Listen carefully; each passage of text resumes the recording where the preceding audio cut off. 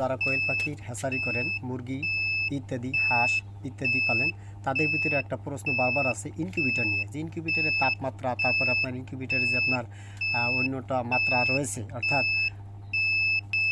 এবং আর্দ্রতা, তাপমাত্রা ও আর্দ্রতা নিয়ে অনেক প্রশ্ন আপনাদের, আসলে এটা সঠিকভাবে কীভাবে দেবেন আজকে আমি ফ্ল্যাশ করে দিচ্ছি, সঠিকটা জানুন। আসলে 37.5, আসলে 37.7 থাকা দরকার ছিল এখানে, এই যে এখানে 37.6 দেওয়া আছে, এই জন্য এখানে 5 দেখাচ্ছে, সমস্যা নেই, এটা সবসময় জন্য থাকলে যথেষ্ট।